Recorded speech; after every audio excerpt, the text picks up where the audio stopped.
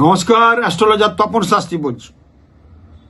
আপনাকে আমার দেবতাদের খাবার দিই, খাবার দেওয়ার পর আমি এর আগে বলেছিলাম প্রণাম নিয়ে, আজকে বলবো খাবারটা যে দেবো দেবতাকে, তারপরে কোন দিকে কিভাবে দেবো, সামনে দেবো না সাইডে দেবো না পিছনে দেবো না, সব এই খাবার দেওয়ার কিন্তু নিয়ম আছে।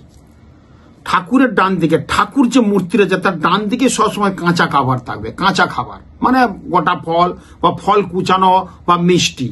আর ঠাকুরের বাঁ দিকে আপনি একটু রান্না করলেন, খিচুড়ি 5 ভোগ দিলেন, ঠিক ঠাকুরের বাঁ দিকে কিন্তু থাকবে, সেটা কিন্তু মিলিয়ে নেবেন। এগুলো কিন্তু মেনে চলতে হবে। তাহলে ঠাকুরের কি হবে, ডান দিকে কাঁচা ফল মিষ্টিগুলো থাকবে, আর বাঁ দিকে কিন্তু খিচুড়ি অন্য খাবার দাবার সিন্নি টিন্নিগুলো সব বাঁ দিকে থাকবে, সোজাসুজি কিছু থাকবে না। প্রসাদ যখন খাবেন অবশ্যই কিন্তু মাথায় ঠেকিয়ে খাবেন, এটা আমরা করি না, সবসময় মাথায় ঠেকিয়ে খাবেন। আর ঠাকুরের ভোগ নিবেদন হয়ে গেল, আরতি হয়ে যাওয়ার সঙ্গে সঙ্গেই আমরা নিয়ে চলে যাচ্ছি ভোগগুলো। আরতি হয়ে যাবে, পুজো শেষ হয়ে যাবে, দরজা বন্ধ করে বাইরে 5 মিনিট দাঁড়াবেন। ঠাকুর খেয়ে নেক সব ভালো করে, ঠাকুরকে একটু আলাদা করে খেতে দিতে হয়।